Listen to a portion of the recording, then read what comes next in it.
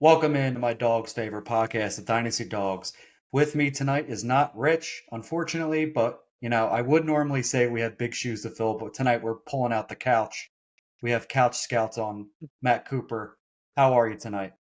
I'm doing great, man. Thanks for having me. I know you've been in our Discord kicking it. You often watch our shows live and interact in the chat. I always really appreciate the support and glad to hop on and talk shop with you, man. Yeah, I was very, very excited to have the show on. I kind of left my nephew's graduation party early because this takes precedence, Oh especially man. talking to you about this stuff takes precedence to me. No, I honestly, I was very excited for this. You are one of the nicer people I've met in my time making content, and I appreciate that, and especially very knowledgeable person.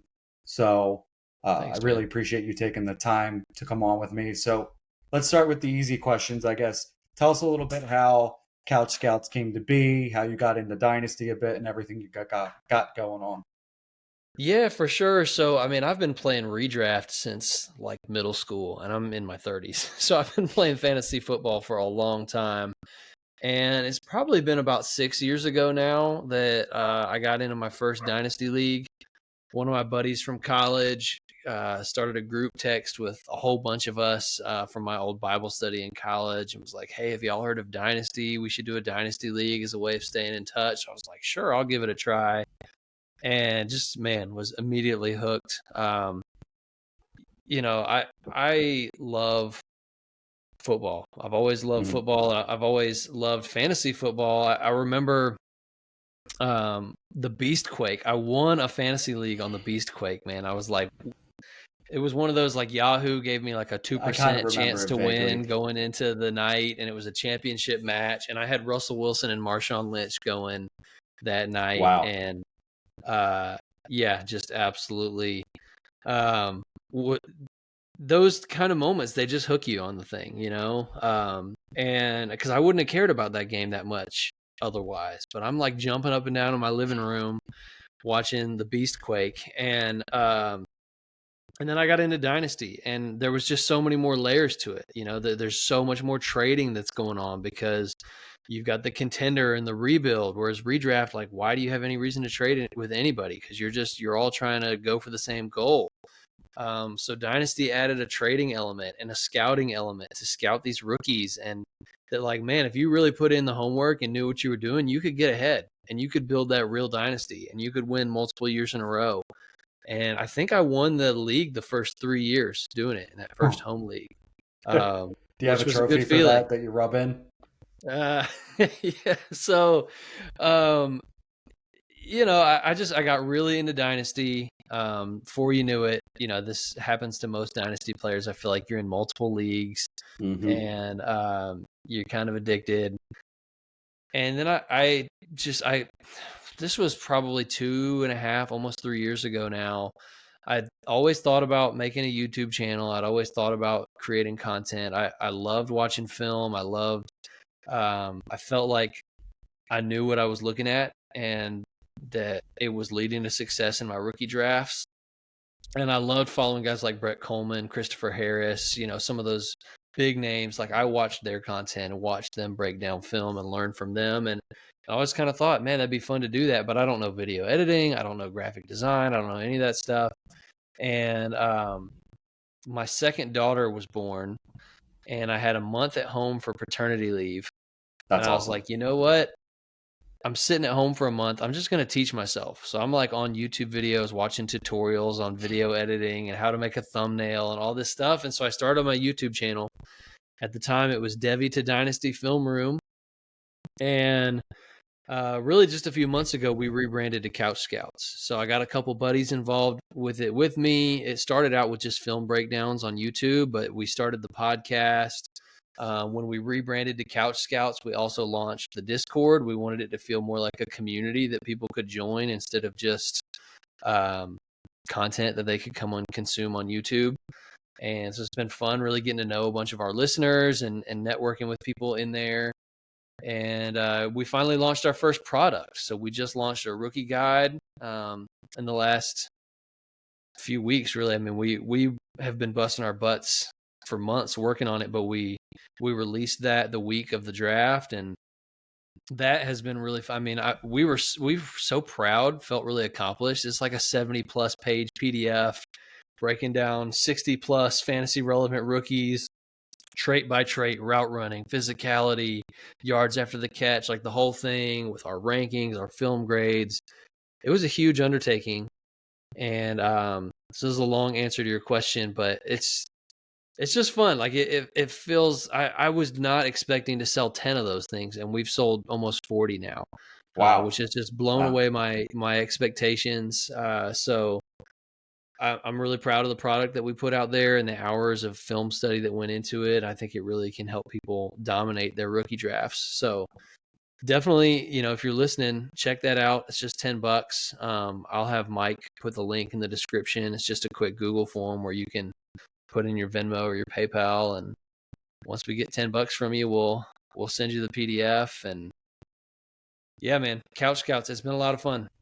Yeah, make sure you send me that because I will put that in the description and in the when I post it as well because I uh, purchased it and I thought it was probably one of the cleanest rookie guides that I've looked at or seen, and very, very, very, very in depth, like you mentioned, on a lot of these rookies.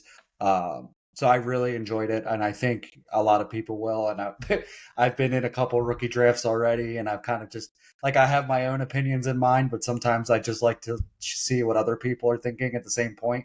So I have Mm-hmm. looked at it as my rookie drafts are going on, and so it's helped me a little bit. Yeah, man, I use it too because, like, I mean, I've got thoughts on all these guys, but it's nice to just have it all in kind of in one clean document that I can pull up during my draft and look at my rankings and all that kind of stuff. And you mentioned it's in depth, but we also tried to make it digestible. So like, it's Mhm. not like it's like a 4-page thing for each prospect. Each prospect gets 1 page. You're going to get like a little short couple sentences about each trait, kind of a final summary down at the end. But like, you could read a prospect profile in like less than 2 minutes. And I So, think for someone like me, that's awesome who doesn't have the highest attention span and not the great, I would say not the greatest reader or the best reader. So for someone like me, I think that's awesome. When you were putting the rookie guide together, is there like one or two players that kind of surprised you that you were impressed with that maybe, you didn't really think too much of beforehand?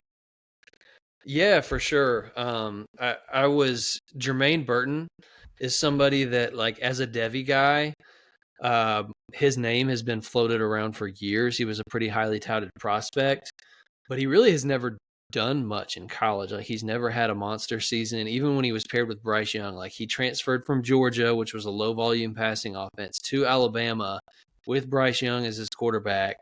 And everybody was like, all right, wheels up Jermaine Burton. This is going to be his breakout. And he really just, it was a very mediocre season.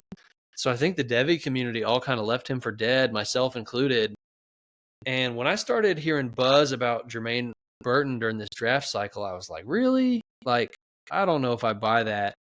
And then I got into the all 22 for the rookie guide and watched the tape. And I was like, wow, I'm like really impressed with this guy. Like, he runs really crisp routes. He's very fast. He's good after the catch. He plays through physicality well. He's contested catch. Like, he's a good, well-rounded player. So I came out very impressed with him compared to my expectations going in. And there's probably a few others that I could say that about as well. But um, like Anthony Gould, for fantasy purposes, he's kind of dead because he's That buried is with the that is Colts. actually who I was thinking of when I was talking about the rookie guide, because that is a player I didn't even look at all. And then I read your rookie guide, and I was like, all right, maybe I'll go take a gander at what's going on here in Oregon State, and I was pleasantly surprised with how good he looked. Yeah, like, he's a nice player. He's small. I think that's probably Hmm. what led to like the fall in the draft. He's like 5'7", 5'8", 194, maybe no 184. Smaller. He's a small guy, slot only He even type, but looks like, smaller than the 184 too, to me. yeah, but he played with great physicality for his size. Ran really crisp routes, had good speed. I was like pretty surprised. I think when I put in my film grades, he came out as like my 11th or 12th highest film score on a wide receiver, which shocked me because it's a great class. and ahead of guys, who are bigger names. But Hmm. obviously, like, fantasy rankings and film grades are totally different, because when you talk Oh yeah. about a guy who fell to day 3 and then got buried, because Josh Downs is there. They drafted Adonai Mitchell, who I think is a really good player. And then obviously they've got Michael Pittman.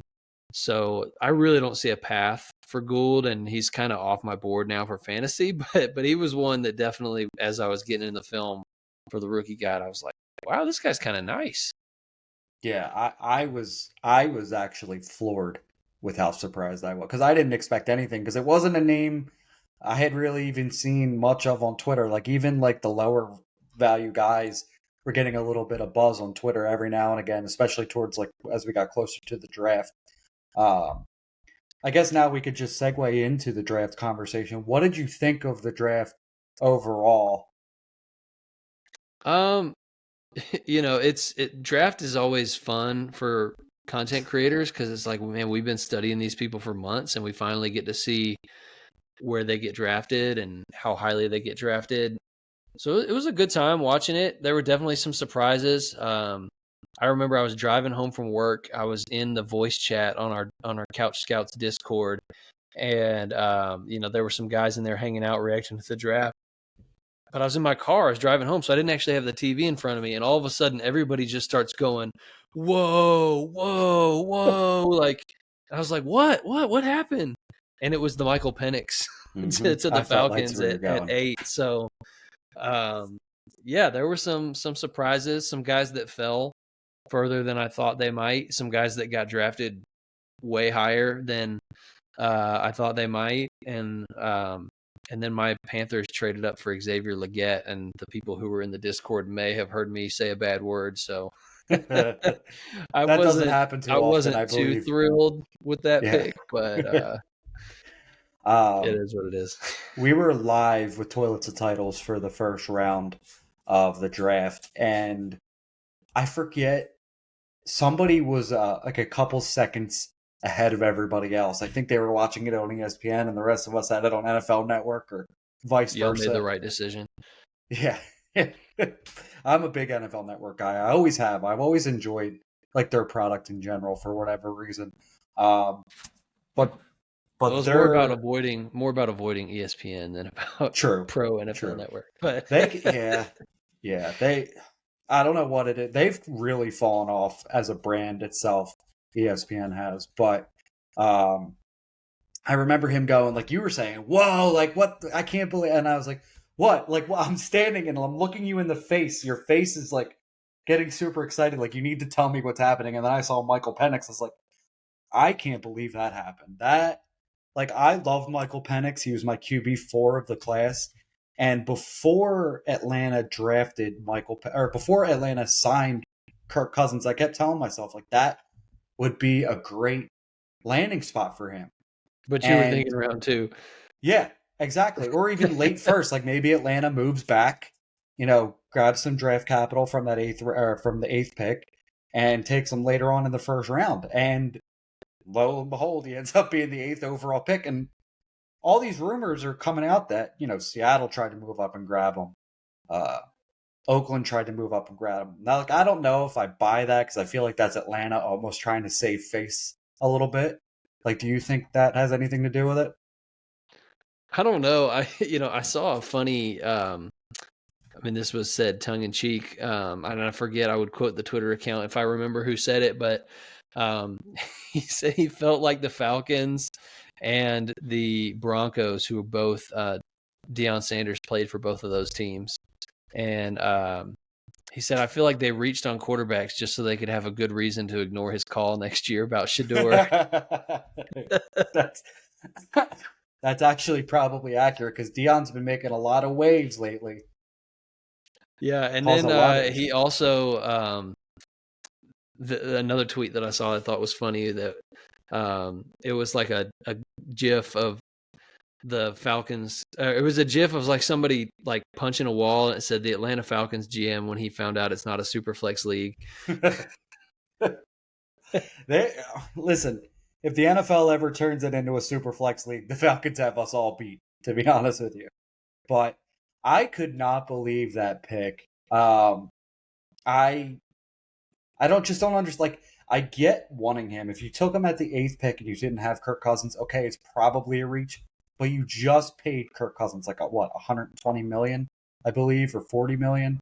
Yeah, and it's not like it's a 1-year deal and then they can get out of it. I mean, it's like I believe it's a 4-year deal, Mm-hmm.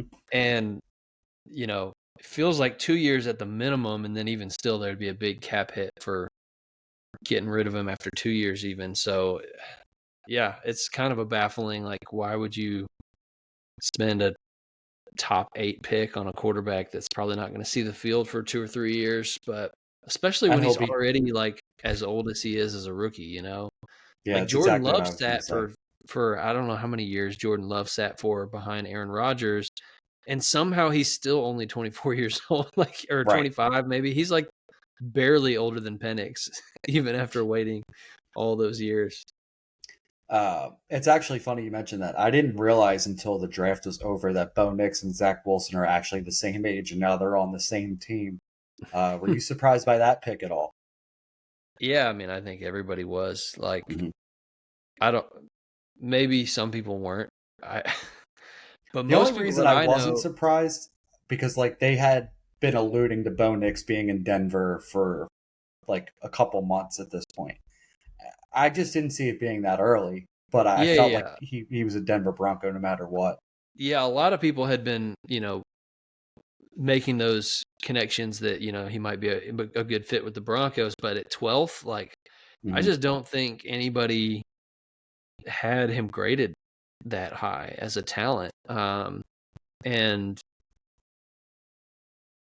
yeah, I mean, I don't know if the Broncos tried to trade back and couldn't, or um, what the deal was. It really felt to me kind of like a desperation. Like, man, we can't go into the season with Zach Wilson as our starter, and Why did you sign him 2 days before? and the other 5 quarterbacks that were worth taking are gone, Hmm. and I mean, it just felt like a desperation pick to me. I don't know what else to say about it, but I was surprised. I think everybody was surprised.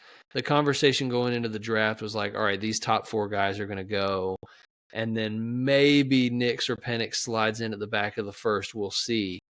So to have all 6 of them go within the top 15, I mean, that's like unprecedented. It was a very fantasy slash dynasty relevant first half of the draft, to be honest, Yeah. especially with the amount of quarterbacks that went. Do you think?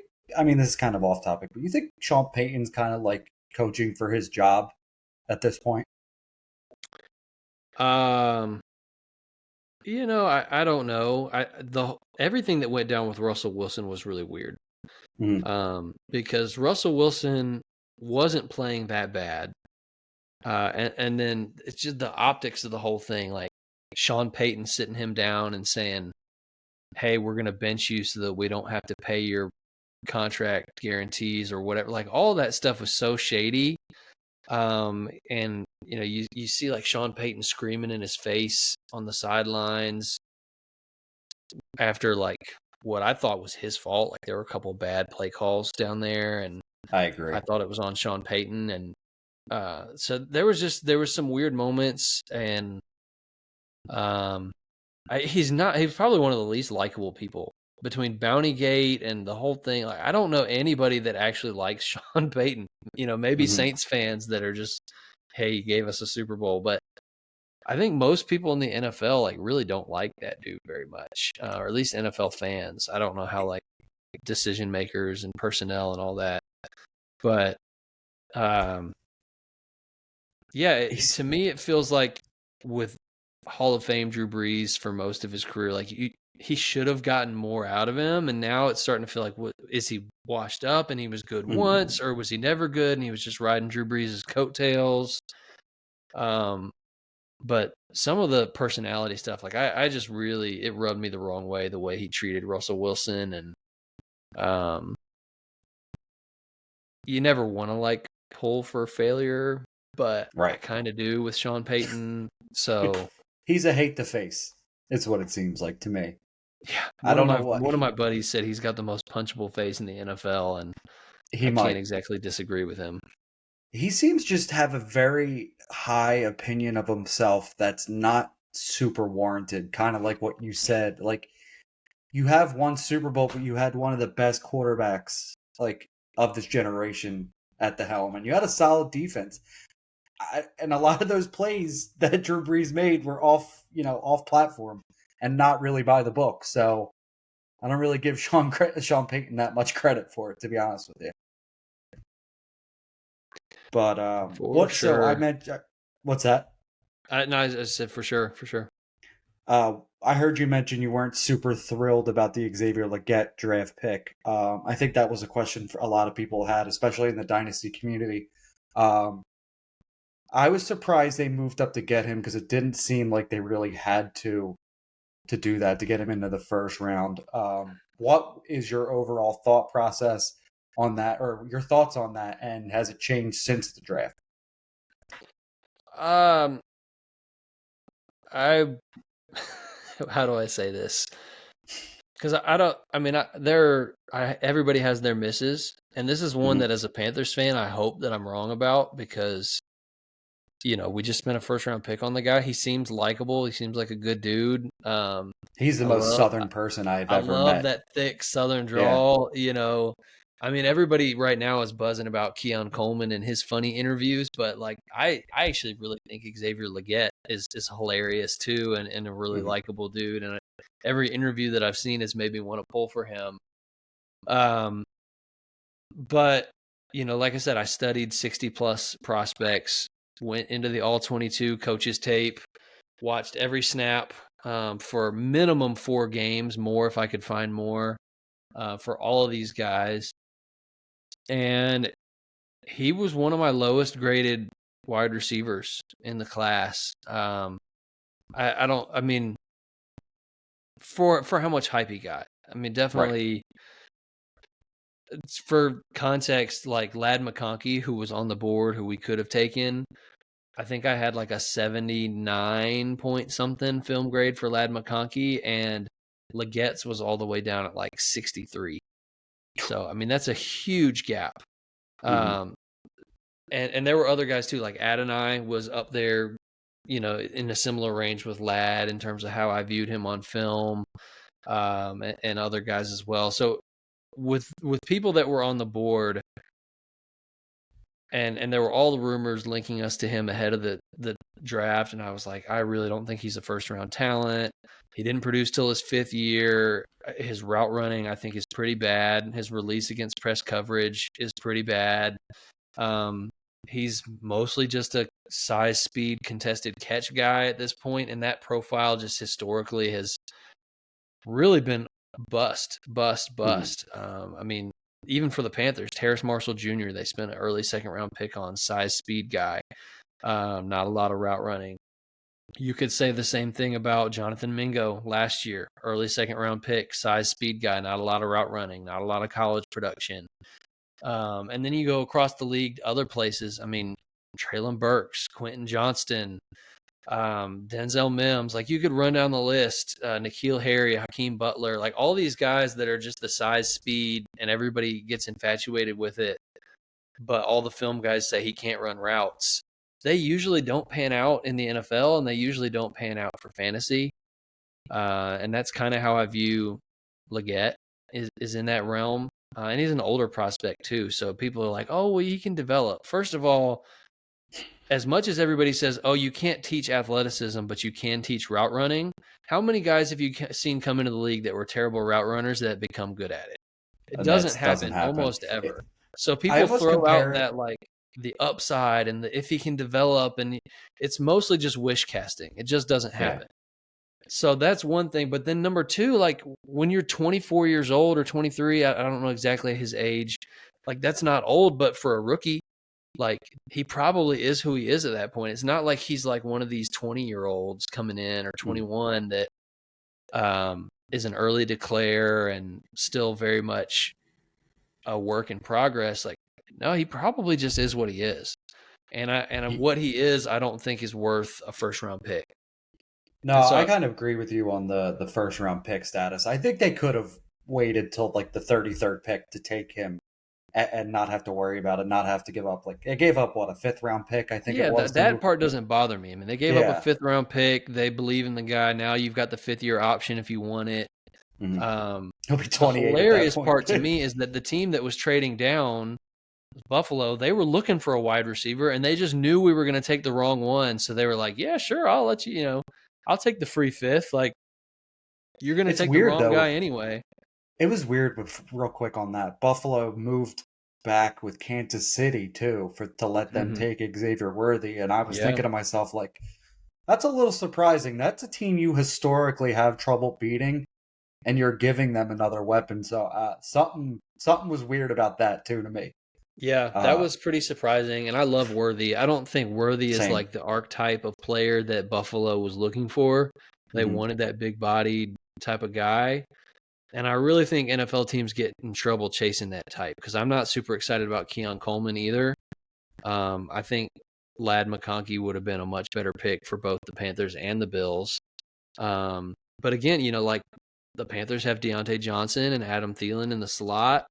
Two very good route And the runners. Bills, they've got Curtis Samuel and Khalil Shakir. So those two teams were chasing a very specific archetype. They wanted to go get an X receiver, and they Mhm. didn't feel like Ladd was that guy. So I kind of understand that, but when I don't know, just my personal evaluation. Again, I don't know everything, and I have my misses, but those two guys to me were like 3rd round talents. So For me, I like how you mentioned. It seems like it is harder for players to go um, to learn route running more when they get into the NFL. I'm glad that you mentioned that because I kind of compare it to almost learning the guitar as an adult because they say it's easier for you as a kid to learn how to play the guitar. Once you get into your teenage years or your 20s, it's mhm. almost impossible to learn because your brain function doesn't work as well anymore. And And you got the so muscle memory. Like I yeah. mean, something like running routes. Like when you've been running routes a certain way, the wrong way, like Mhm. muscle memory is a huge thing for athletes. It's very, very hard to like change technique. I even know, like, not that I'm like super. I never played athletics at a high level, but I played basketball pretty much my whole life, and I've got a pretty funky looking jump shot. Every time somebody like sees me shoot, they're like, what how How did does that that come work? about? And I'm like, Right. it's just muscle memory at this point, and I've tried to fix it, and it just, like, how many thousands and thousands of reps would it take me to fix my jump shot at this point? Mhm. Like, mind numbing. So yeah, it's not as easy as people think to just like, oh yeah, just sticking with an NFL coaching staff, they'll teach him how to run routes. Like, It's it not, just yeah. doesn't work It's that way. my thing with Leggett is there are some things that seem to be a part of the reason why the 5th year breakout happened. There is some backstory to that. So I do give him a little bit of a leeway with that because there's a lot that played part in it, and just based on things that I've read and seen and heard Hmm. in regards to Leggett. I'll be honest with you. I watched him each game. I want to say so. The first time I watched him was in December, completely out. Did not like him at all. Second time I watched him was right before the Senior Bowl. I started saying, okay, maybe. Like, for some reason, he jumped out a little bit more than he did the first time around. And then the last time I watched him, I was like, all right, maybe there is something there that they can get out of him. Like, I don't, like, I agree with you. His route running, I don't really think is really up to par especially for a 5th year senior. I think there are things that he does pretty well when in regards to her routes. In breaking routes and out breaking routes, I thought were both pretty sharp, in my opinion. I like how he attacks the ball. There are times for him, I think he forgets that he's as big as he is. Like, I see him when he attacks the ball almost flailing. And I think if he were to just, you know, you mentioned basketball earlier. When you're not a good rebounder, but you're big, they always would say, you're big for what? You know what I mean? Like, I feel like he just needs to realize, like, dude, I'm bigger and stronger than this dude. I should be attacking this ball. I think he's good at it, but there are times where I think he could be 10 times better at it than he is. That I think can be learned. Yeah. So I just pulled up my film grades. I didn't give him quite enough credit off of my memory. It's a 64.95. So he's basically at a 65. So not as Yeah. low as like the 62, 63 that I had originally quoted. Um, and, just to give you an insight into my process, like there's 12 or 13 different categories where they get a score 1 through 10, where 10 is elite and 1 is I don't know what the descriptive I used, but it's awful. Bad. Yeah. Number 1, a 1 is worst ever. Number 2 is terrible. A 3 is subpar. 4 gets you to like average college level, but definitely below NFL level. And so I'll just read off a couple of these. So I had his route running at a 5, which is passable. I had his release at a 4, which is average Okay. college level, but definitely below NFL expectations and standards. And the other thing is those scores are not weighted equally. So based on my experience playing fantasy football and which traits I feel like translate to fantasy points the most, like route running is very heavily weighted because when you run routes well, you get open, and when you get open, you earn targets, and when you earn targets, you score PPR fantasy points. So I have route running weighted very heavily, which is part of why his score is a little bit lower. Because I do have good grades for him in certain areas. Like I've got rough grades on quickness, but pretty solid for game speed and decent burst. Ball tracking, physicality. Like I gave him a 9 out of 10 for body control, an 8.5 on catch radius, 8 for hands, 8 for contested catch. So like there are some things that I like about his game, but the route running is like a big issue, especially in terms of translating to fantasy production. And I just think at the point where they drafted him, like if they took him in the 3rd round or the 4th round, I would be like excited about it. It's just to trade up and spend a 1st round pick on a guy when you just did this with Mingo last year and he was a bust. I do think he's And I do better think than Leggett Mingo. is better than Mingo, but it's similar archetype, and Hmm. um, I would not be surprised at all if Leggett doesn't pan out. But I hope that I'm wrong about it because I like the guy, and obviously I want my Panthers to succeed. So So, one last question about Leggett. I've seen him in the 2 rookie drafts that I've done. I'm in another one right now.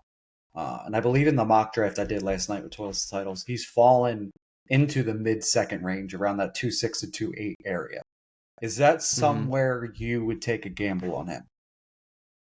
Board depending, obviously. Like, there's always someone that ends up falling further than they probably should.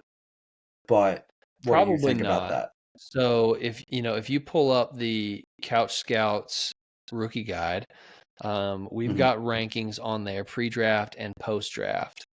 And my post-draft ranking on Leggett is 26th, which just means like if I was the only one making every pick, I would take him at the 302. There's Okay. 25 other guys I would take in front of him in a rookie draft. Um, but I think if you're in the back half of the 2nd round, I do care more about upside and I care less about floor. And so I can understand like taking a shot on him in the late 2nd. For me, there's just other guys that I would rather target in that range. So, when I look at like the mid 2nd round, other guys that are going in that similar range that I would rather take over Leggett. A lot of times you can get one of those quarterbacks. It's a super flex league, and you've got a guy who went in the top 12 of the NFL draft, and he's sitting there at the mid 2nd. I think I've that's seen Penix fall there too. yeah. Penix and Nix are there often. I think I would rather take those over Leggett. Ricky Pearsall is often in that range. I'd rather take Ricky Pearsall. A lot of times you get Trey Benson, Marshawn Lloyd. I like those guys better than Leggett in the same range. But I even between him and Keon Coleman, like if I had to choose, I'd rather choose Coleman just because he's younger He's got and the he's tied to a quarterback better too. quarterback. Hmm. I think they're very similar skill set. I also had Coleman slightly higher in my film grade as well.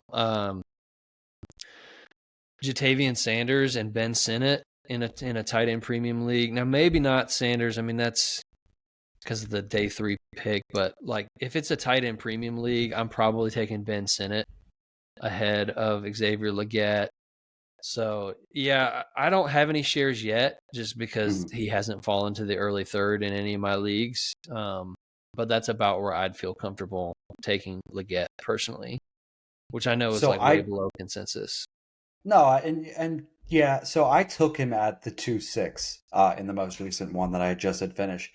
Mostly everybody you mentioned had gone right before that 2-6 pick. So the Pearsall went at 2-5, Penix went at 2-4, Nix, believe it or not, I think went at the 112. Um, Benson had gone at 2-2. The only one who wasn't taken before that thing you mentioned was Marshawn Lloyd, and I ended up getting him at the 212, so I was thrilled with that. Nice. So I took a stab at, Xavier Legette. I think there is some upside there. 2-6, anywhere when you start getting closer to the third, everything's pretty much a gamble at this Yeah. point. Look, and So I know I'm that willing to there's take a shot. people listening to the show that would say, "Are you kidding me? Like, he's a first round draft pick. Like, how arrogant do you think you are that like you can get a First first round round picks don't NFL wide work. receiver in the mid second? Like, you should be jumping at that." And I get it. I respect it. It's a fine line between like not wanting to have take lock and stick too much to your priors and adjusting to new information, being draft capital and landing spot. But at the same time, I'm also not just going to throw all of my pre-draft evaluation out the window Yeah. and take a guy that was like 15 points lower in film grade just to like blindly follow draft capital. Like, if I think an NFL team made a mistake and I've got conviction on that and I don't believe in the player, I'm going to trust my eyes because it's proven me right more often than not over Mhm. the years. Like, I had 0 Quentin Johnston last year, and there would have been Same. people that would have been like, "You have him ranked where? Like, he's a first round wide receiver. That's just terrible process, blah, blah, blah, blah." Yeah. Like, well, who looks dumb now? So See, I think there's a point where you just got to stand on conviction and have a process and trust it and stick to it. And that's kind of how I feel when it comes to a guy like Xavier Legette. I'm glad that you mentioned Quentin Johnson. So, as we talked about before, we came on live or we came on the show today. I've only been doing this for 2 years. Really starting to like have my own opinions, say them out loud, tweet them out, and everything like that. Quentin Johnston was a big avoid for me, right? But then I saw the draft capital, and I was like, okay, maybe he does deserve to be in that top 5 conversation. But like in my mind, I was like, why am I putting him here? Why am I putting him here? I had conviction on it, but I ended up doing it anyway. I ended up putting him in the top 5, and then, well, again, I have no shares of him, but in my mind, like I knew something was off about him, and I should have just stuck with it. And that's something that you alluded to. And I was going to bring up another guy here, another surprise at the draft, Jalen Polk getting second round capital. Now, I'm not saying I don't like Jalen Polk. I liked I'll Jalen say Polk. it. You didn't like him at all. I really didn't. I mean, I think he was like my third lowest graded wide receiver out of 25 or 26 that I studied. Like, I was, you might have been in the Discord that night when I was sharing my screen and we were watching him. No, I missed that one. And I it was was like, working that night, I dude, like remember. this guy is not separating at all. Like, he's Mhm. kind of slow off the line. Like, he's not really doing anything after the catch. You want to know Uh, something that really bothered me about him? Is sure. that, especially in zone coverages, I don't know what it is. He doesn't understand the space that he has, and I feel like he was tripping over defenders more often than not, and that absolutely drove me insane. Jalen Polk, I think, is okay, but second round pick, he Yeah. feels more like the Early second. Jonathan, Early yeah, second. early second. He feels like that Jonathan Mingo pick to me last year. The early second round capital, someone I wasn't super high on, but I thought was just okay. But the second round you could easily, I'm the biggest, one of the biggest Javon Baker people Mm-hmm. in the world. You could easily flip Javon Baker and Jalen Polk to me at their draft positions. I don't know if you agree with that or not, I but completely agree with that. I was actually like, I was hoping that my Panthers would take Javon Baker instead of reaching on Leggett, because I felt like as an X receiver, if you really don't want the Lad McConkey archetype and you really want an X receiver who can go and win against press man coverage on the outside and go up and get contested catches and that type of thing, I thought, once you get through Adonai Mitchell, Brian Thomas, like the next best X receiver to me was Javon Baker. I was shocked that he fell as far as he did. I think he's a much better player than Jalen Polk. If he's not a better player than Jalen Polk, then something's wrong with my process and I need to get my eyes checked, because Don't worry. to me, it's like night and day watching the film on both of those guys. Like Javon Baker pops repeatedly, like, oh man, that was a nice route. Oh man, that was a crisp break. Oh, that was a crazy catch. Like, and Polk, I'm like falling asleep watching the tape. Like, is he ever going to do anything? And then every once in a while, it's like a nice catch. Like, he's got good hands. He's got good ball tracking. He's got a good catch radius. There's things that are good about Polk, but to me, Javon Baker's a much better player. I am not going to be drafting Jalen Polk in the second round of rookie drafts, but I have already gotten a ton of Javon Baker in the third and fourth rounds of rookie drafts. And I feel comfortable making that prediction that, like, if they go in there, they've got an even camp battle. Like, Javon Baker's going to win. Javon Baker's going to have a better career for the Patriots than Jalen Polk is. And I've seen the tweets like, hey, if you're taking Javon Baker over Jalen Polk in rookie drafts, you're an idiot. I've seen it too. I've made a bet with somebody there's already. So many people that just want you to follow the draft capital. And they want to totally undermine everything and say, like, you're not allowed to have a take that's different than draft capital because the NFL just told you that you're wrong. And I would say the NFL's wrong sometimes too. And I don't know everything, and I'm wrong, and I'm comfortable with being wrong sometimes. But I'm going to trust my eyes because I've been doing this a long time and they've served me well. So again, I mean, I'm totally with you on the Javon Baker thing. I think he's a fantastic sleeper target late in rookie drafts. I don't think you have to take him above Jalen Polk. I think you just fade Jalen Polk in round 2 and go grab Javon Baker in the late third, and you're going to be, pretty happy. So, and if he, late third, if he doesn't pan out, he doesn't pan out. It's the late third round pick.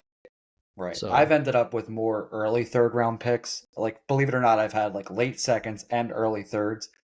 I've let Polk pass me or traded out of that spot and grabbed Baker at like 303. I know that's a little early, but I believe in the player. And that dude has been dropping WWE type promos on Twitter recently. And I love it. I love it. See, I feel like a lot of people see that as arrogance, and that's fine. I understand it. But he's got a huge chip on his shoulder.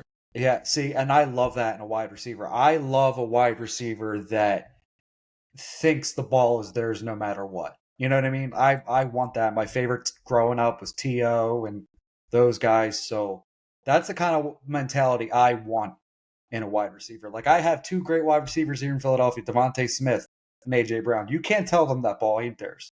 You know what I mean? So I love to see it in him. I do have a soda bet going with TJ Blake from Dynasty DNA. Now, believe it or not, TJ is really high on Polk, even before the draft, even before the second round capital. I owe him a case of soda if Polk has more fantasy points than Javon Baker this year, and vice versa. So, okay. Let's hope I get my code read out of this. I like it. Put your money where your mouth is, man. All the time. All the time. That's what I mean. You got to do it, man. If you don't have any conviction and you do all the months of studying and hours in the film room, and you put out your rookie guide, and then the second the draft happens, you just totally change all your rankings and it's like, what are you even doing? Why would anybody listen to anything that you have to say? Like, yeah, I have much more conviction. I have much more conviction this year because I saw what I ended up doing last year. That didn't feel right. Like, believe it or not, like, again, I didn't tweet much or talk much.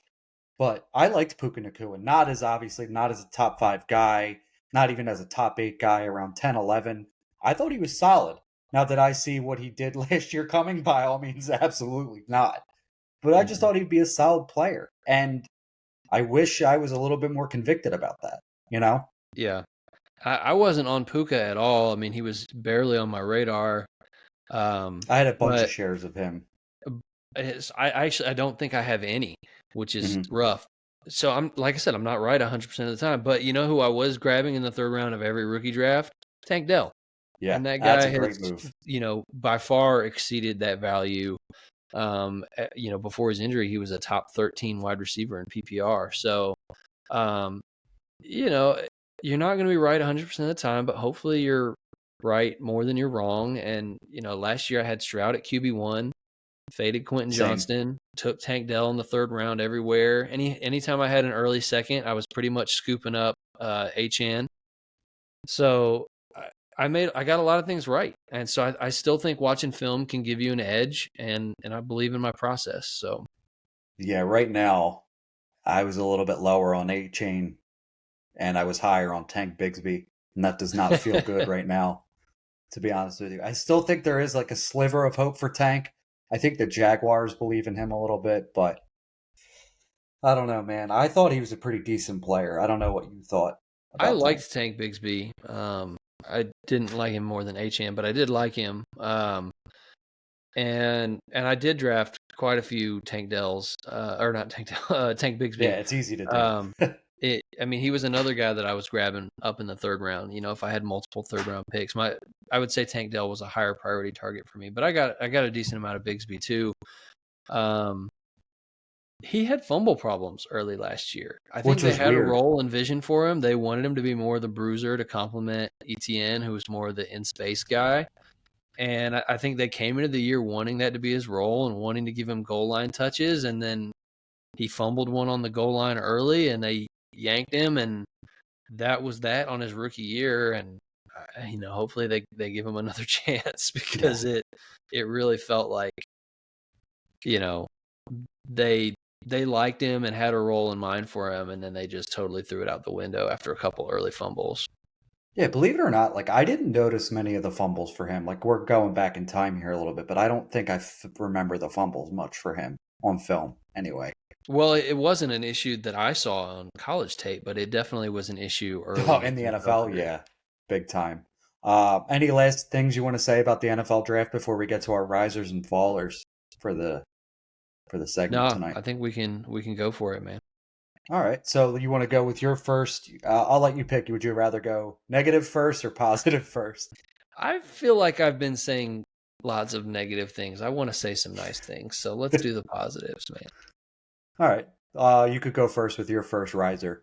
So you said I could pick a rookie or a veteran, and Hmm. I am gonna go with I'll go with a veteran. I'll say Dalton Kincaid. That's a good one. And because of what I already said about not being super high on Keon Coleman, I think they're going to have to lean on Dalton Kincaid. To me, he's the clear number one target in that offense now, and it's just wheels up. Like the target share should be humongous. We already saw like late last year when Knox missed some time and Kincaid was playing a more full time load. I mean, he was putting up some big fantasy numbers towards the end of Yeah, last year.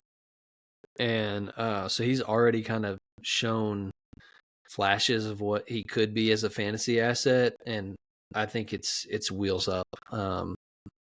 Particularly, if I'm right and they whiffed on this pick, like they're going to have to lean heavily, heavily on Dalton Kincaid. yeah. First of all, I think that's a great choice. I think he's going to eat the middle part of the field, especially early, or short to mid range, middle of the field. He's going to absolutely destroy that. I love Dalton Kincaid. I was a big fan of his. I call him the better Yak Zach, or because we here in Philadelphia called Zach Ertz no Yak Zach. It was something he was never good at. And I thought Dalton Kincaid was pretty solid at that. And he reminded me a little bit of Zach Ertz. And I was wearing 86. He just kind of jumps out to it like a Zach Ertz type tight end. So I like that choice a lot. And I think there's what do you think, top 5 tight end finish for him in premium Yeah, is I possible? I definitely think that's possible. I mean, he was smashing that pace on the second half of last season, so um, yeah, I think it could even be higher than that. Hmm. Especially like, I mean, Hawkinson and Mark Andrews are both coming off of ACL tears, so we don't know what they'll look like early in the year. Kelsey's aging a little bit. So I think, yeah, top 5 easily. Top 3 might even be my projection. Yeah, I could see that for sure. So I'll give you my first one. My first one's going to be Trey Benson, running back for the Arizona Cardinals. Benson was my number 2 running back coming into the draft. He's now moved up to number 1. I really Really? like that. Yeah, my number 1 was Bucky Irving. To be fair, uh, he's dropped a little bit, but I think you and I talked about it. I actually don't mind the Tampa Bay landing spot, to be honest with you. But Trey Benson has moved up for me. I think the door's starting to close, and we're talking dynasty here. So, as a projection, I think he could be a top 10 dynasty running back in a year or two. But the door's starting to close for James Conner. Every year, I feel like the James Conner time is coming to an end. He ends up falling And into then the he end just zone keeps like 12 producing. times. Yeah, and it drives me insane. But, the Arizona Cardinals are starting to build something. They have some weapons on the outside with, Marvin Harrison Jr., Michael Wilson, Trey McBride's a very solid, middle of the field tight end. Also can get vertical. So I think Trey Benson could do pretty good in his rookie season, especially if what's his name misses time. James Conner misses time at all. Yeah, I mean, I like Benson. I don't love Benson. Film grade wise, he was my RB4 Okay.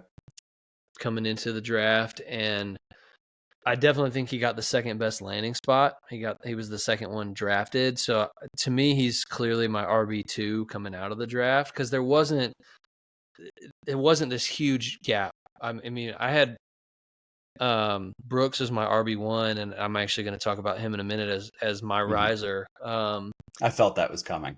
Yeah, I mean, I poo-pooed all over my Panthers for the Leggett pick. I got to give them props. I was super excited when they took Jonathan Brooks.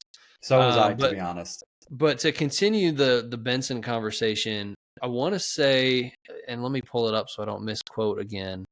I had Benson at a 72.98, and I had Brooks at a 75.75.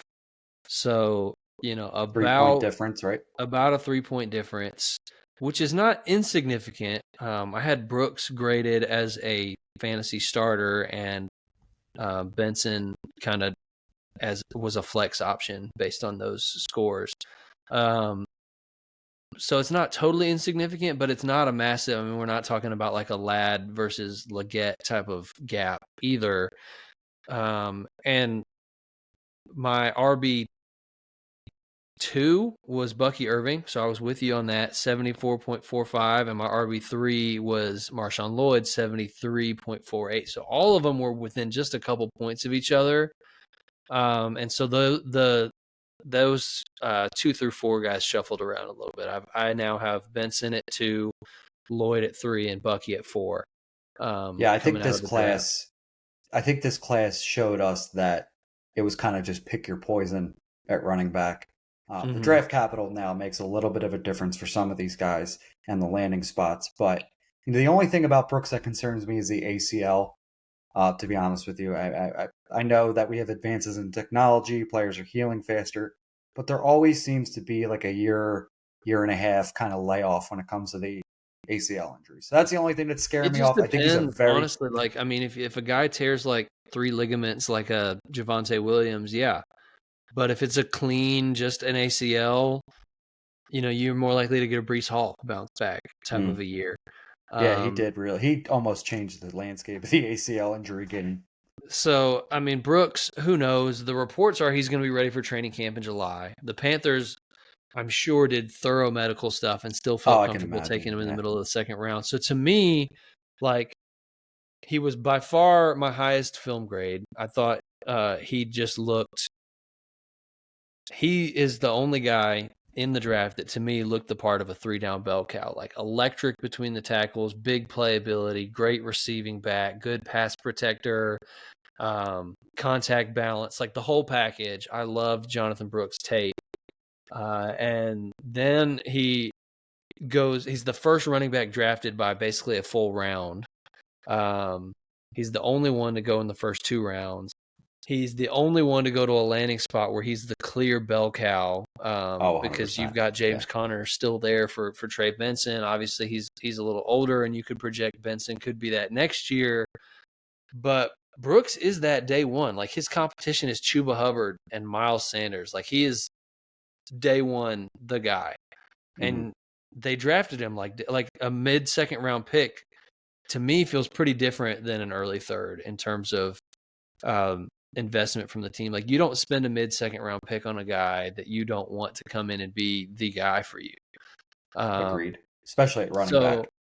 there's just like, for me, I don't really see a whole lot of argument for having somebody else ahead of him as RB1. I get if you're totally bullish on Benson and you think, for sure next year he's the guy, just got to be patient, but long term he's going to be better than Brooks. Like, I get it. But to me, like, Brooks was the best player who got the best draft capital and landed in the best situation. So to me, he's like in a tier of his own as RB1.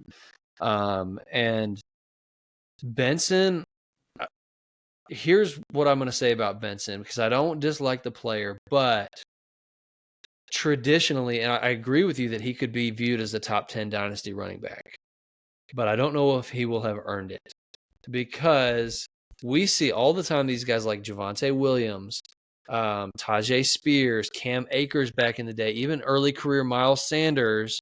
When you are in a committee as a rookie and you show a few exciting flashes that on tape that people, the highlights go around and everybody's like, man, this is a really good young running back. And then everybody just projects and wish casts and says, oh yeah, for sure next year he's going to be the guy. I mean, Javonte was with Melvin Gordon. Guess what? They brought Melvin Gordon back. Tajay was with Derrick Henry. Guess what? They brought in Tony Pollard. And you could go on and on down the list.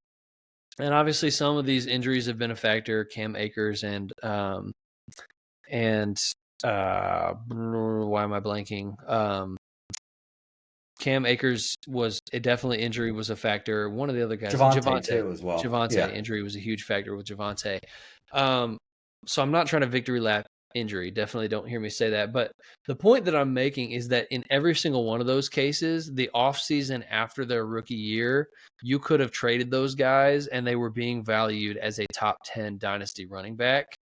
And none of them finished higher than like RB 44 as rookies. Like, none of them had proven it. And so to me, anytime any running back, regardless of who it is, gets that kind of hype when they haven't shown it to me, I'm going to sell. And I think that could be the case with Benson this year, where he plays a little complimentary role where James Conner's the primary guy, but Benson shows a few flashes here and there, some fun highlight runs, some boom weeks. But at the end of the year, let's say he's like RB 39 on a points per game basis, and he gets boosted up to like Dynasty RB8 off of the hype because James Conner is surely going to move on and yada, yada, yada. Like, I'm selling the heck out of Trey Benson if that situation I actually like that a lot. I like that you said that, because I think you could look at what you could get for Tajay Spears at one point. I like Tajay Spears a lot, but yeah, I think he's a good player. Yeah. I think he's a good player. I think, he's a complimentary back. And Trey Benson was always a complimentary back in college, and Javonte Williams was always a complimentary back in college. Dameon Pierce was always a complimentary back in college. So, these guys, like, projecting that they're going to be bell cows all of a sudden it's pretty risky. Now, is it fair to say that Brooks really never got a full opportunity to have that bell cow at Texas? Yes and no. Like, he was a bell cow. Then he tore his ACL, right? Before he tore his ACL. Like, he actually came in.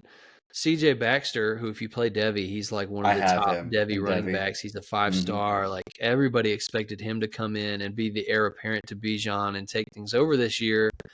And Brooks had edged him out and was dominating the workload, seeing like 20 carries and 6 targets. And, he was a bell cow.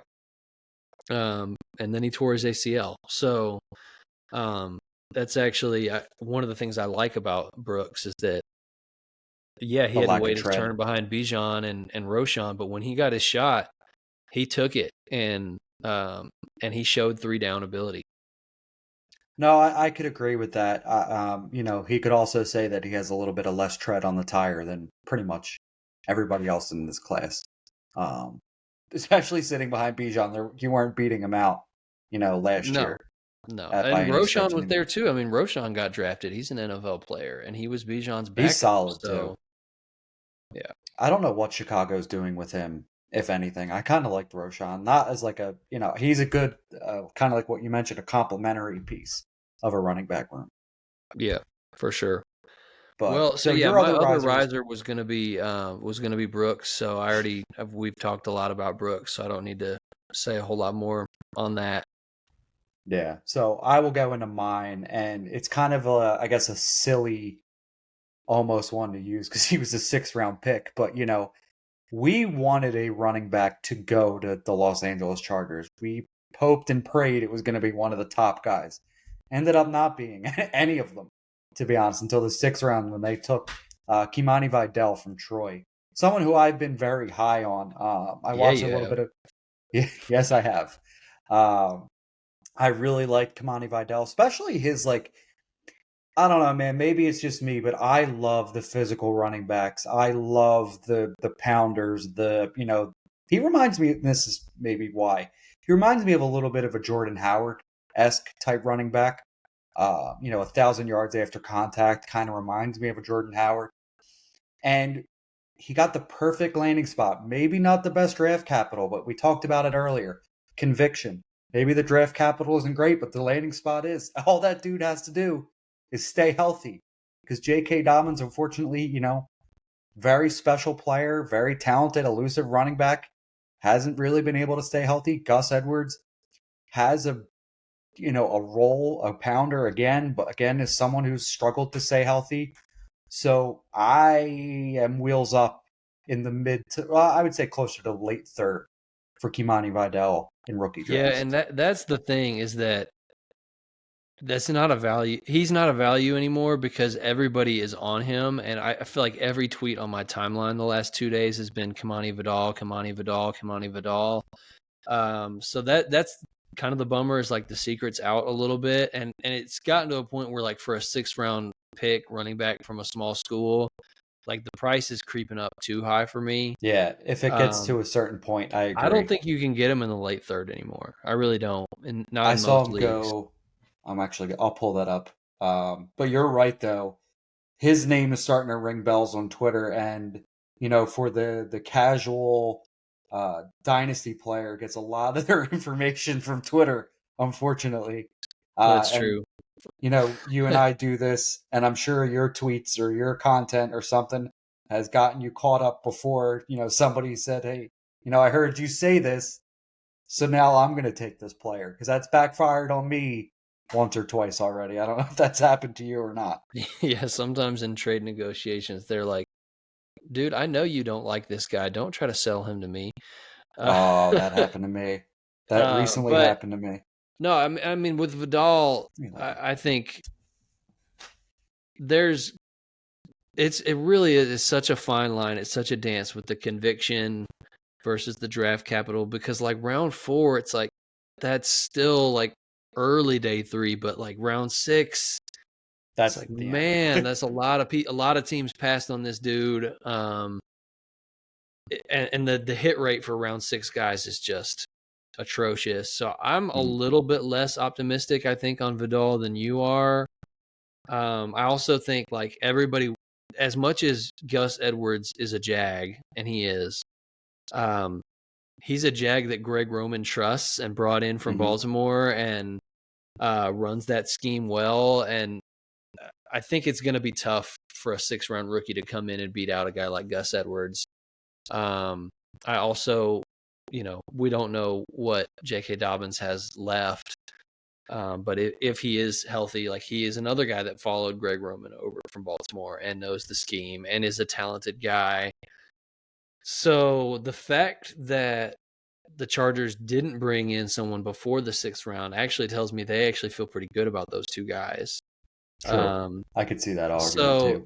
I, I'm totally okay throwing the dart. I mean, when you get like late third into the fourth round, it's kind of pick your poison. They're all probably going to kill you anyway. The chances that you're going to hit on one is pretty low. So choose your flavor. If you really like Kamani Vidal, I'm not going to hate you for it.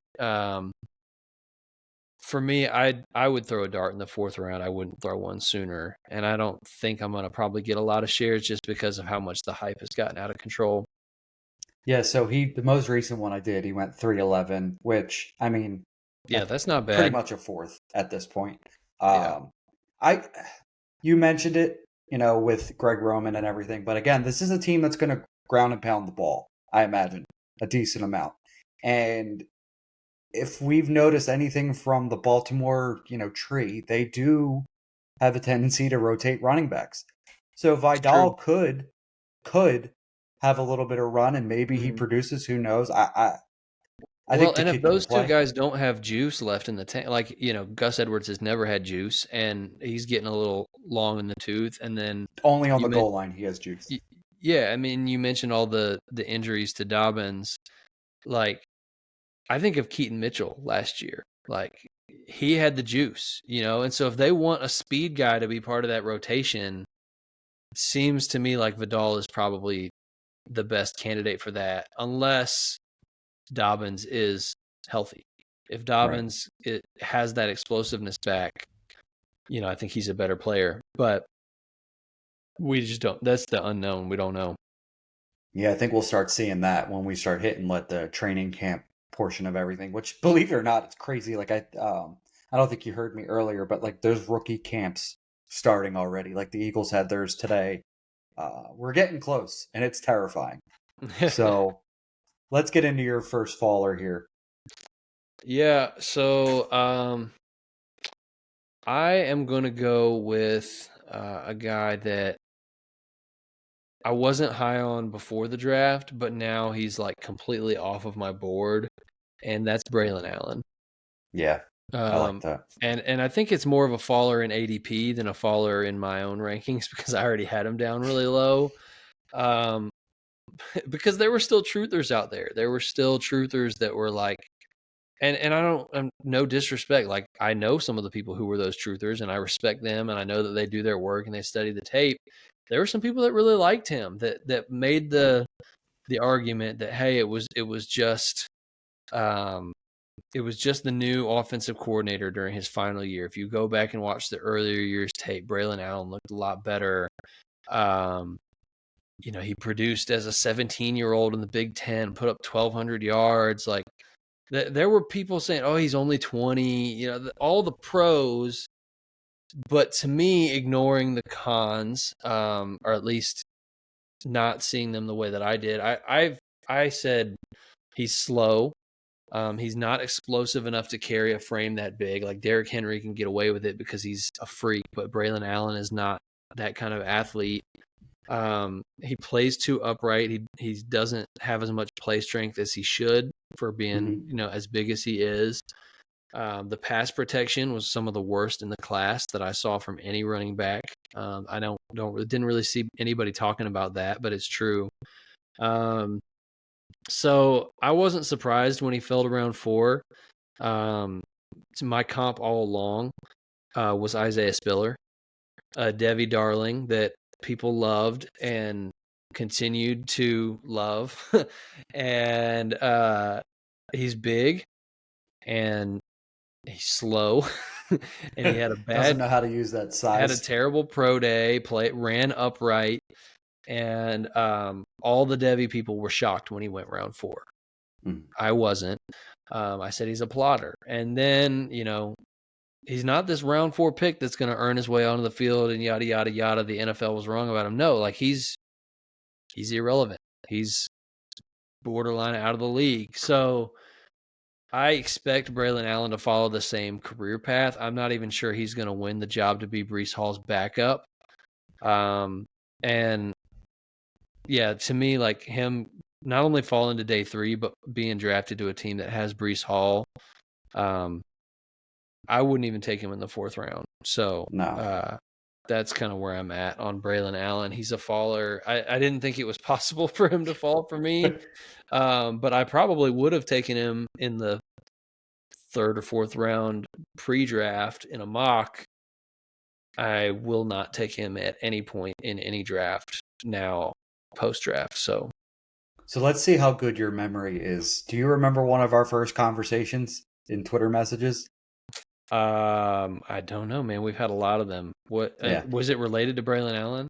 It Yeah. was. Actually, you said Audric Estime is what everybody wants Braylon Allen to be. Am I crazy for saying that? Is that the one you're referring to? Yep. Yeah. Now I remember it. Yeah, and that I mean, Estime got Estime was a probably 5th worse. round pick, so Yeah, it's even worse capital. But I mean, Yeah. he at least maybe has a path to relevancy, maybe in I don't think Denver. he's better than Javonte Williams. True, but I don't think Braylon's better than No. Breece Hall, or to be honest, I don't think he's much better than Izzy Abanikanda, to be honest with you. Or Isaiah Davis, who they took around later in the 5th round. I had Isaiah Davis graded higher than Braylon Allen. So that was going to be my side question to you. Were you surprised that they took a second running back not long after that? Yes and no. I mean, that late, I think teams are just taking the best player available in their mind. Maybe they're trying to fill some positional needs, but I really think they're just like, hey, we think he's better than a 5th round pick, so we're going to go ahead and take him. I don't think all those guys are going to make the roster. They're not going to go into the season with Breece and Abanikanda and Braylon and Isaiah Davis. So I think it's going to be a camp battle to see who can take that RB2 spot.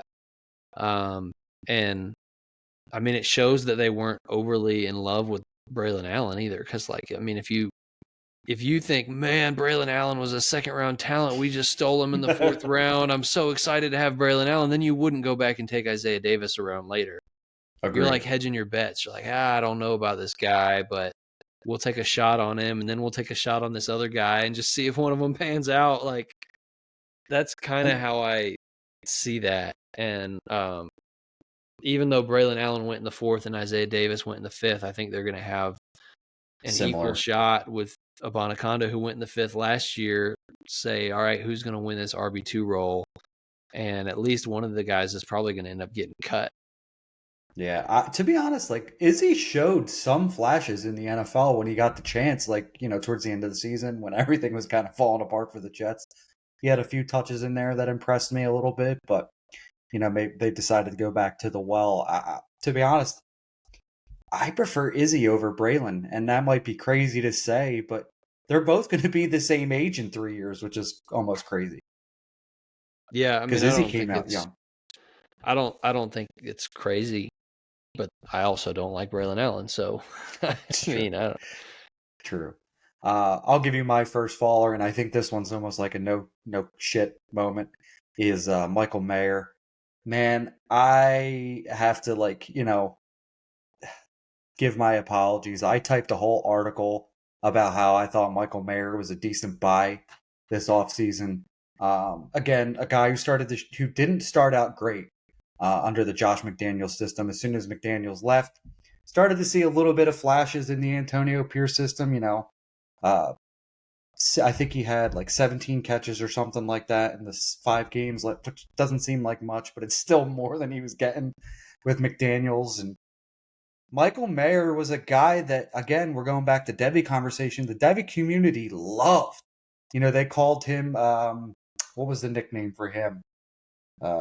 Baby Gronk at one point. They call everybody Baby Gronk, man. I know they do. But Michael Mayer was somebody I was. Pat Freiermuth Baby Gronk.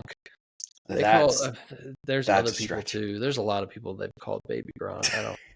Maybe the Devy community should stop doing that. The disrespect to one of the greatest tight ends of all time.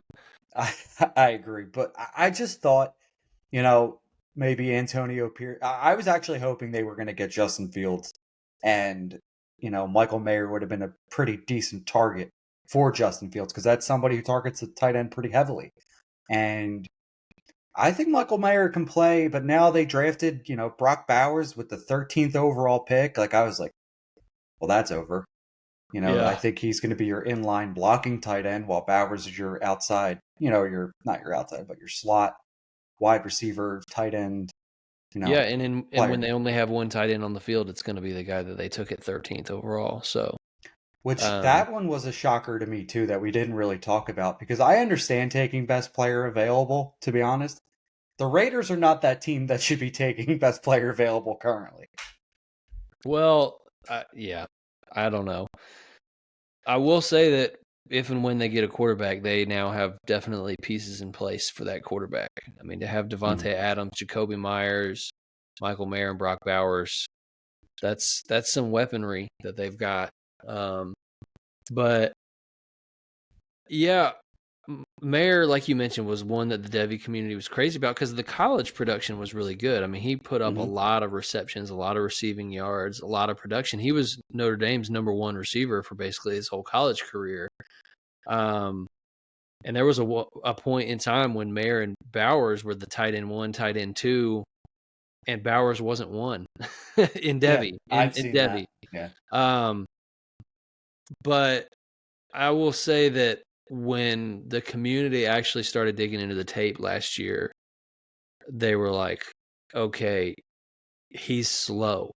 And, Mhm. as much as he accrued a bunch of receptions and stuff in college, I don't know that that's his role at the next level. He's a really good blocker. He's not the most fleet of foot, not the best route runner. He's a capable receiver, but he's not a great receiver. Like a possession And receiver most of the almost. best fantasy receivers have been like freak athletes. He's not a freak athlete. Um, so, and if you actually go look at the underlying numbers from last year, um, like if you look at snap percentage, Michael Mayer was actually on the field a ton. A lot Mhm. of people I've seen thought, that. well, Yeah. maybe the reason he didn't produce last year, he's just like waiting his turn or something. Like, no, he was on the field. He was blocking. So, so um, that's how the Raiders viewed him. They viewed him as a blocking tight end, and now that's for sure the case because They brought in. they Yeah. brought in Brock Bowers. So yeah, Michael Mayer, we hardly knew you, man. Rest in I peace to your know. dynasty It value. hurts. It hurts. I'm glad some trades I sent out got rejected this offseason before that. So, Yeah, but I feel who's you your on that. next faller? My next faller. I am gonna go with uh Spencer Rattler. Okay. And just because everything that I saw before the draft was like, man, this guy's a top 40 pick. There's no way he gets out of round two. The NFL's in love with his arm talent. Fantasy people are going to be so surprised at how high Rattler goes in the draft. Yada, yada, yada, on and on and on. And then he falls all the way to round five. After Oh, every other 5? I thought it was relevant 4. guy. Do it? It was 5? I thought it was 4 I for thought some it was reason. It round was. five. Is it? I Let mean, me let see. me fact check myself here. You might be right. For some reason I could have sworn it was 4, but He was drafted round five. okay, wow. Yeah, you're right. So, Wow. yeah, round five. And I mean, the landing spot's fine. I actually think from a fantasy perspective, like I just took him in the fourth round of a draft today, It's not a thinking big. that, you know what, like Jake Hayner and Derek Carr are not awe-inspiring options in front of him. And he could have that Sam Howell career path where Debbie Darling falls all the way to the fifth round of the NFL draft, but he goes to a not very good team with a not very good quarterback situation. The team's imploding. They know that the guy that they have starting at quarterback is not the answer long term. And so they go, okay, it's a lost season anyway. Let's see what we got in the young guy. And he plays well enough to earn an audition. That's what Sam Howell did. And so Sam Howell is not a guy that I love or believe in a Me ton, either. but you had like a year and a half long sell window where you could have maybe even gotten a first round pick for him, definitely a second round pick in a trade for a guy that you probably took in the fourth. So I that's where I see Rattler. Like the draft capital was really disappointing, but the landing spot was actually pretty good. And I could see a path in my mind where you spend a 4th round rookie pick on him now and you can flip him for a second or maybe even a late first, if he earns a starting job at some point. Not even earns, but just falls into a starting job because Derek Carr is bad and it's a lost season, and why not? So Yeah, I could definitely see uh, the Saints pulling the plug on Carr at some point this season if things start to go as bad as they could, because that team is not very good at all, in my opinion. They get by defense, but yeah, I was kind of surprised by the 5th round. I thought he was like a 3rd round, maybe, NFL draft pick. I wasn't super impressed with Spencer Rattler, but again, quarterback probably is the hardest position in the world to project. So I thought maybe I could be wrong. So I was still kind of surprised by the 5th round pick for him. Mm-hmm.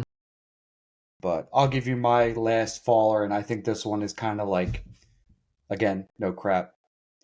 Troy Franklin. The fall of Troy Franklin needs to be studied by scientists somewhere, because out of the 1st round, okay, I get it. Middle of the 1st round, all right, I'm starting to get a little concerned here. 4th round, okay, what happened? Like, I do not see him as a 4th round pick. I don't know about you. I don't think he's a 4th round pick either. I mean, he is a 4th round pick. Objectively, that is what happened. Yeah. But I liked him. He was high up in my wide receiver ranks. I saw some people that had him as high as wide receiver 4. That wasn't me. He was more in like the 8 to 9 range. But I did not think he was just a speed guy. I mean, I know there's some flaws with the physicality and the slender frame and, having some issues at the catch point, but I thought he was a really good route runner. Created a lot of separation, had a great release against press coverage. So I had a pretty solid film grade on him, and was definitely surprised he fell as far as he did. And I will say I'm not surprised because everybody was so high on him pre-draft and people tend to stick to their priors, but I'm a little surprised he's still going in round 2 of rookie drafts. Mm-hmm. That's a little rich for me for a day 3 wide receiver, and I want to still be in on Troy Franklin because of the landing spot's pretty good. He's with his former college quarterback. There's some chemistry there already, obviously. They put up a lot of yards and a lot of touchdowns together this year at Oregon. I'm not a big fan of Marvin Mims. I didn't think he was terrible, but I wasn't overly impressed with him last year as a prospect. And he didn't show me much as a rookie to prove me wrong. So, if I had to put money on like, okay, which between Mims and Franklin, who's going to win the opposite starting job from Cortland Sutton and which one's just going to be a slot guy, I would say Franklin wins the outside job and Mims is the slot guy. If I had to put down a bet. And so I can see a very clear path to playing time and targets and fantasy relevance for Troy Franklin despite the draft capital. But 2nd round in a rookie draft is pretty tough for me to pull the trigger given that he did fall as far as he did in the real NFL draft. Yeah, so that I 100% agree with you. The 2nd round to me is too rich. If we get into the 3rd round, kind of in that Javon Baker, draft pick or fantasy pick, I could see that. I could see myself taking a flyer on him there. But again, never in my days would I think he was a 4th round pick, just based on everything I saw in film. The player type that he is. Again, you mentioned it. I thought he was a decent route runner. I saw some contested catch ability, but I definitely think that's something he needs to get much better at. So that's going to wrap us up for tonight. I really appreciate you jumping on with me. Giving me more time than what we planned. To be honest, that's all right, man. Hey, I'm super glad to be here, and yeah, no rush. It's just I am glad to be here, but people are probably tired of listening to me. I'm not that smart, so neither am I. Don't worry about it. So before I let you go, Yeah. Before I let you go, why don't you plug everything you got going on one last time? Yeah, so you can find me on Twitter at CouchScoutsFF, or youtube.com/ at CouchScouts. We're also on Apple Podcasts. Just search Couch Scouts. So we're not hard to find, hopefully, if we're doing this right. And the Discord, it's free Discord. Mike's in there. People are in there talking all the time about trades and news breaking and on the clock. Who should I pick? It's a fun community. So definitely, I'm gonna have Mike put the Discord link and the rookie guide link in the description, so that all you guys can find it real easy. Would love for you guys to hop in the Discord, and would love for you to buy a rookie guide. Support us in that way, and I think it'll be really, really a helpful resource for you. It's something that we put a lot of hours in and are really proud of. Yeah, that is 100% something I would definitely check out. And yeah, make sure you send that to me, and I'll put that in the description of this show. Again, thank you for coming on. Thank you for everybody listening. I always appreciate it. Next week, we'll be back with Rich, and we'll have another round of the Dynasty Dog Duel. But till then, I'll see you guys next time. Have a good night.